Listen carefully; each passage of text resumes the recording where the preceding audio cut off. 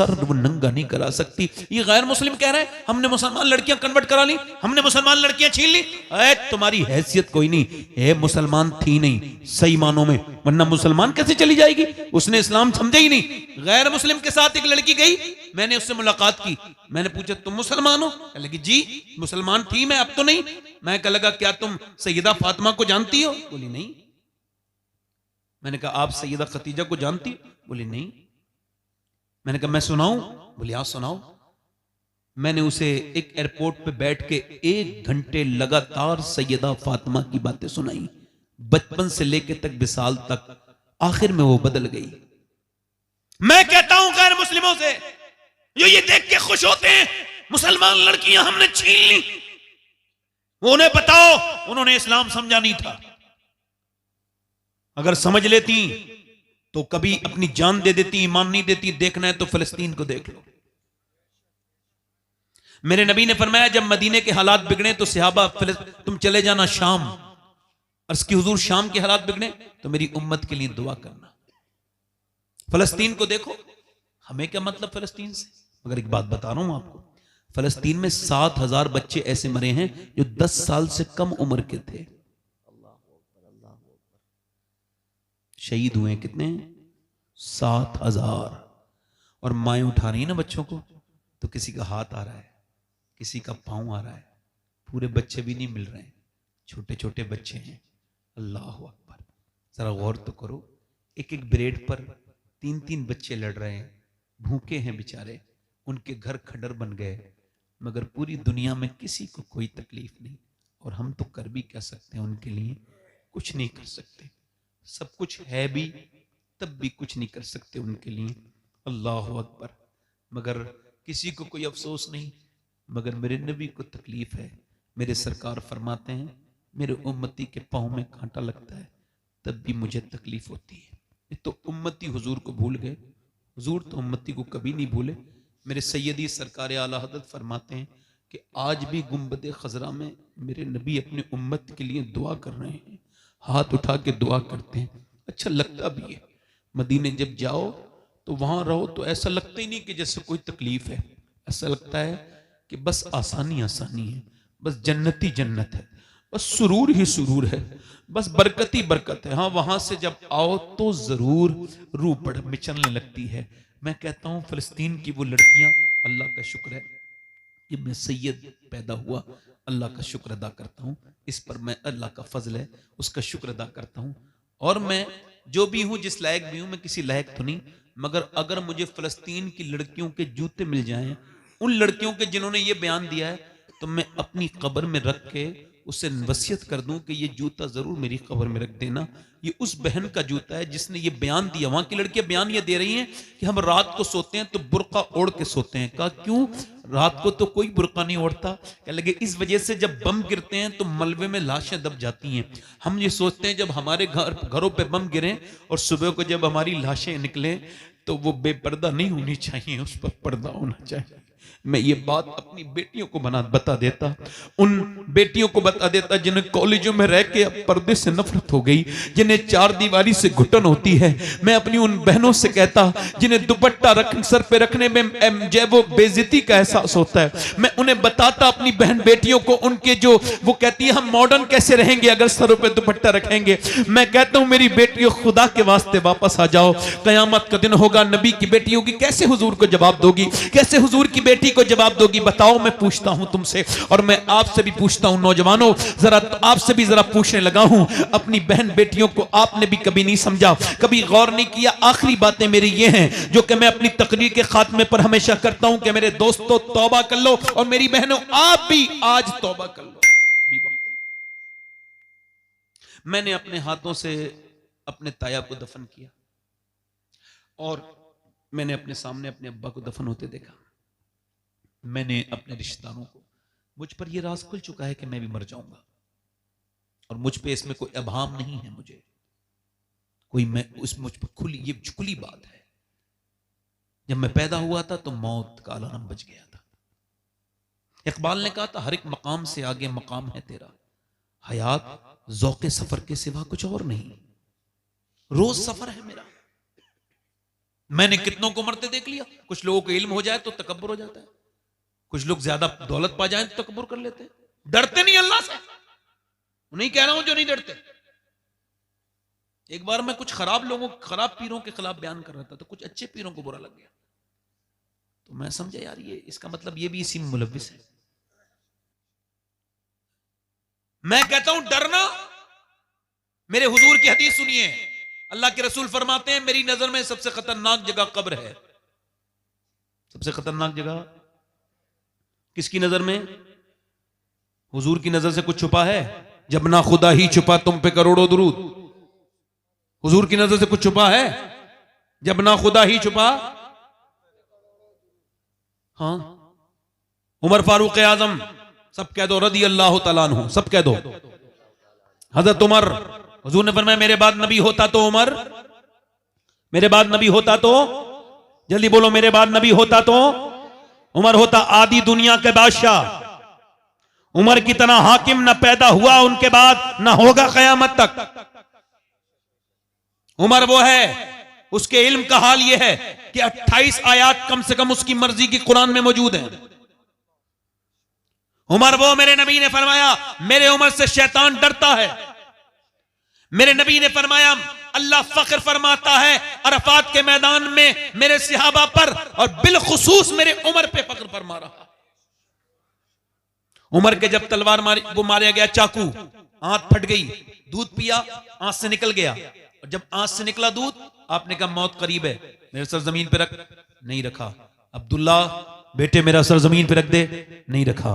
Abdullah sir जमीन पे रख दे, नहीं रखा। बेटे मेरा सर जमीन पे रख दे। तो जब सर जमीन पे रखा तो उमर ने अपनी नाक मिट्टी में रगड़ी मदीने की और कहने लगे ऐ अल्लाह, लोग कहते हैं उमर ये है उमर वो है, मगर उमर तो तेरी बारगाह का मुजरिम है, मोहताज है। अगर आज तूने उमर को ना बख्शा तो उमर बर्बाद हो जाएगा। मेरी मौत का वक्त है और मैं तुझसे मिलने ही वाला हूं, मुझ पे करम कर दे, मुझे माफ कर दे।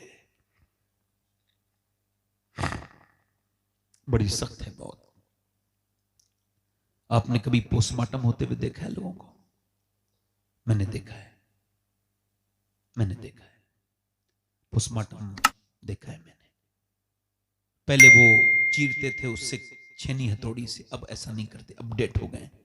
अब वो ऊपर से डालते हैं और फाड़ते हुए ले जाते हैं, ग्लेंडर लकड़ी काटने वाला, ऐसे करके पूरा फाड़ देते हैं। जो भी चीजें उन्हें निकालनी होती हैं वो निकालते हैं। उसके बाद उस पर बहुत दरिंदगी के साथ वो शराब पिए हुए होते हैं और उसमें लगाते हैं टांके, और टांके लगाने के बाद फिर वो दे देते हैं। कभी किसी पोस्टमार्टम वाली बॉडी को गुस्ल दे के देखना, मैंने जिंदगी में कई बार ऐसा किया है। जब जब किया है, मैं गुस्ल देता हूँ मुर्दों को, अल्लाह का शुक्र है। उसकी वजह क्या है? जब मेरे दिल पे मैल बढ़ जाता है तो उसका मैल हटा के अपने दिल का मैल हटा लेता हूँ। तो वो जो है ना, वो अब तवज्जो करो, गौर करो मेरी बात पर। अब क्या हुआ कि उसको फाड़ दिया। हुजूर फरमाते हैं जब मुर्दे का हाथ पकड़ता है ना गुस्ल देने वाला, तो मुर्दा कहता आराम से उठा, तेरे उठाने से बड़ी तकलीफ होती है। यार जब मुर्दे के हाथ उठाने से तकलीफ होती है तो मुझे बताओ, आपसे पूछना चाहता हूं कि जब वो उसको चीरते होंगे, पोस्टमार्टम करते होंगे, तो कितनी तकलीफ होती होगी। दुआ करो, ऐ अल्लाह हम दिन रात सफर में रहते हैं, हमें पोस्टमार्टम वाली मौत से बचा लेना, अपनी रहमतों वाली मौत देना। मौत तो वो बेहतरीन मौत है कि जिसके वक्त मैं कलमा पढ़ रहा हूँ। बेहतरीन मौत तो वह है कि जब रूह निकल रही हो तो सामने गुम्बद खजरा हो। ये क्या मौत है? इधर मर गए, उधर मर गए, बगैर रब को पहचाने मर गए। कभी सोचा, कभी गौर किया, कभी गौर किया आपने? एक औरत मूसा अलैहिस्सलाम के जमाने में एक आदमी के पास आई, कह लगी मेरे बच्चे बीमार हैं, आप मुझे कुछ दे सकते हैं? उस आदमी ने कहा मैं तो तुझ पे नजर रखे हुए था, तेरा शौकीन हूं, तू रात गुजार दे, मुझे हर रात नई औरत चाहिए, तू आज रात आ जा, तुझे दे दूंगा। उसने कहा मैं अपना जिस्म बेचने नहीं आई हूं। चली गई, फिर वापस आई, कहने लगी कुछ दे दे, बच्चे मेरे भूखे इतने हैं, उनके मुंह से झाग निकल रहे हैं, मेरे बच्चे बेहोश हो रहे हैं, कुछ दे दे। उसने कहा मैं रात को आ जाऊंगी, जो तेरा दिल चाहे कर लेना। वो रात को आई, बच्चों को खिला के कमरे में बैठी थी। इसने उसके हाथ लगाना चाहा, जैसी हाथ लगाया ना, ये कांपने लगी। इसने कहा कांपती क्यों है, ड्रामा करती है, पैसे नहीं मिले। कहने लगी पैसे सब कुछ नहीं होते, और फिर का ईमान भी कुछ होता है। का क्या मतलब? का जब मैं नमाज पढ़ती हूँ, सजदा करती हूँ, तब भी अल्लाह देखता है, और जब मैं तुझसे जिस्म बेच रही हूँ तब भी मेरा मालिक देख रहा है। और मैं अपने मालिक से यही कह रही हूँ, ए मेरे बेपनाह ताकतों वाले, अगर मैं मां ना होती, बच्चे मेरे भूखे ना होते, तो कभी जिस्म न बेचती। हुजूर फरमाते हैं ऐसी फूट के रोई, ऐसी फूट के रोई कि रोना तो उसका था मगर दिल पे असर उसके हो गया। अल्लाह बड़ा करीम है, बड़ा अल्लाह कदरदान है अपने बंदों का। अल्लाह ने उसका दिल बदल दिया। अल्लाह ने जब उसका दिल बदला तो उसकी आंखों के आंसू नीचे को गिरे, तो वो बोला मैं तुझे अपनी बहन बनाता हूं, ले ये ले। उसने पैसे दे दिए सारे, चली जा, तूने मेरा दिल बदल दिया। सजदे में गिर के बोला मालिक एक बार आई थी, हाथ नहीं लगाया, कैसी डरती थी मैंने तो कितनी इज्जतें लूटी हैं, मैं तो कितना लुटेरा हूं। ऐसा रोते रोते सो गया। सुबह को दरवाजे पे दस्तक हुई, इसकी आंख खुली, दरवाजा खोला, सामने बुजुर्ग खड़े थे। कहा आपका नाम?